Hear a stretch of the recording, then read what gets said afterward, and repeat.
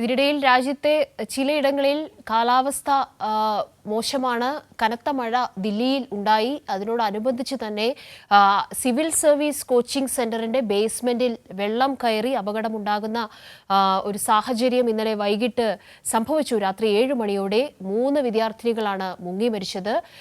കനത്ത മഴയെ തുടർന്നായിരുന്നു വെള്ളം കയറിയത്. സംഭവത്തിൽ ഇപ്പോൾ മജിസ്ട്രേറ്റ് തല അന്വേഷണത്തിന് മന്ത്രി അതിഷി ചീഫ് സെക്രട്ടറിക്ക് നിർദ്ദേശം നൽകിയിട്ടുണ്ട്. പ്രാഥമിക അന്വേഷണ റിപ്പോർട്ട് 24 മണിക്കൂറിനുള്ളിൽ സമർപ്പിക്കണമെന്നതാണ് നിർദ്ദേശം.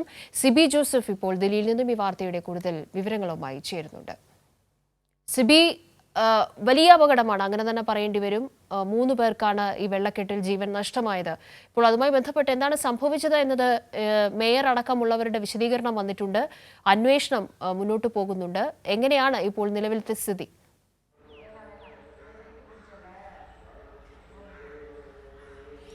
കാവ്യ, തീർച്ചയായും വളരെ ഞെട്ടിപ്പിക്കുന്ന ഒരു സംഭവമാണ് ഇന്നലെ തലസ്ഥാന നഗരിയിൽ ഉണ്ടായത്. പ്രത്യേകിച്ച് ഇന്നലെ വൈകിട്ട് 7 മണിയോടെ ദില്ലിയിൽ കുറച്ച് ദിവസങ്ങളായി ശക്തമായ മഴയുണ്ട്. ഒറ്റപ്പെട്ട മഴയല്ലാതെ തന്നെ ശക്തമായി പെയ്യുന്ന ഒരു സാഹചര്യമുണ്ട്.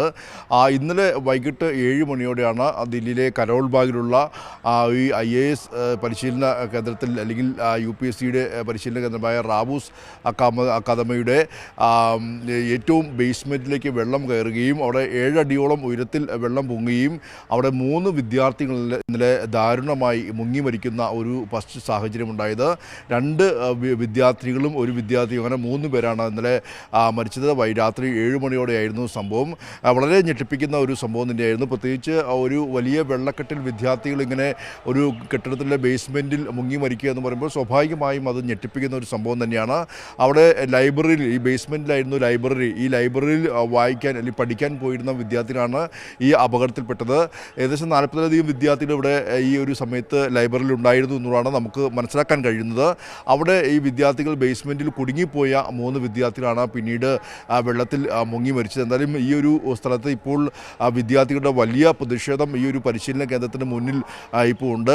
നമുക്ക് ലഭിക്കുന്ന വിവരമനുസരിച്ച് ഡ്രെയിനേജ് സംവിധാനം അവിടെ ഉണ്ടായിരുന്നില്ല, അല്ലെങ്കിൽ അതിൻ്റെ അപാകതയാണ് ഈ ഒരു അപകടത്തിന് കാരണം എന്നുള്ളതാണ്. പ്രത്യേകിച്ച് ദില്ലിയിൽ ഈ ചെറിയൊരു മഴ ഉണ്ടായാൽ പോലും വലിയ വെള്ളക്കെട്ട് റോഡിലും കെട്ടിടത്തിന് ചുറ്റുമെല്ലാം തന്നെ രൂപപ്പെടുന്ന ഒരു സാഹചര്യമുണ്ട്.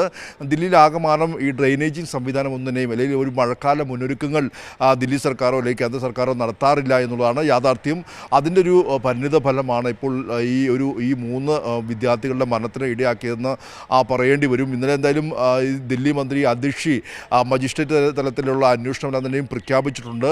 അവിടെ ഇപ്പോൾ വലിയ പ്രതിഷേധം, വിദ്യാർത്ഥികളുടെ ഒരു വലിയ കൂട്ടം അവിടെ റോഡിൽ കുത്തിയിരുന്നുകൊണ്ട് പ്രതിഷേധിക്കുന്ന ഒരു സാഹചര്യം കൂടിയുണ്ട്. എന്തായാലും വളരെ ദാരുണമായ സംഭവമാണ് ഇന്നലെ രാത്രിയോടെ ഉണ്ടായത്. അവിടെ മണിക്കൂറുകൾ നീണ്ട പ്രയത്നത്തിനൊടുവിലാണ് ഈ വെള്ളം മോട്ടോർ ഉപയോഗിച്ച് വറ്റിച്ചാണ് ഈ മൃതദേഹങ്ങളെല്ലാം തന്നെയും പുറത്തെടുക്കുകയും ഇന്നലെ തന്നെ 3 കുട്ടികളുടെയും മൃതദേഹങ്ങൾ പുറത്തെടുത്തിരുന്നു. നമുക്കറിയാം, സിവിൽ സർവീസ് മോഹവുമായി എത്തി അവിടെ താമസിച്ച് പഠിച്ചുകൊണ്ടിരുന്ന വിദ്യാർത്ഥികളാണ് ഇത്തരത്തിൽ, ഈ 3 കുട്ടികളാണ് ഇത്തരത്തിൽ ദാരുണമായി ഇന്നലെ മരണപ്പെട്ടത്. ഈ വിദ്യാർത്ഥികളുടെ മൃതദേഹം ഇന്നലെ രാത്രി തന്നെ മാറ്റിയിട്ടുണ്ട്. അവിടെ സ്ഥലത്ത് വിദ്യാർത്ഥികൾ കുത്തിയിരുന്ന് പ്രതിഷേധിക്കുകയാണ്.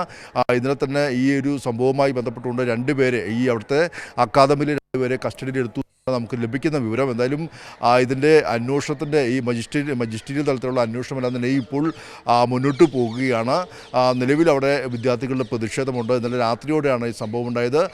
ഡ്രെയിനേജിങ് സംവിധാനത്തിലെ ഉണ്ടായ തകരാറാണ്, അല്ലെങ്കിൽ ഡ്രെയിനേജിങ് സംവിധാനം ഇല്ലാത്തതാണ് ഈ ഒരു അപകടത്തിന് കാരണമെന്നുള്ളതാണ് ഇപ്പോൾ നമുക്ക് ലഭ്യമാകുന്ന വിവരം.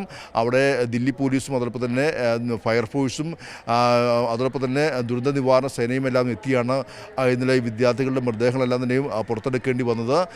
വെള്ളക്കെട്ട് ഇപ്പോഴും പലയിടങ്ങളിൽ രൂപപ്പെട്ടിട്ടുണ്ട്. ഇന്നലെ രാത്രിയും ദില്ലിയിൽ കനത്ത മഴ തന്നെയായിരുന്നു. ഇന്ന് പുലർച്ചെ വരെ മഴയുണ്ടായിരുന്നു എന്ന് പറയാം.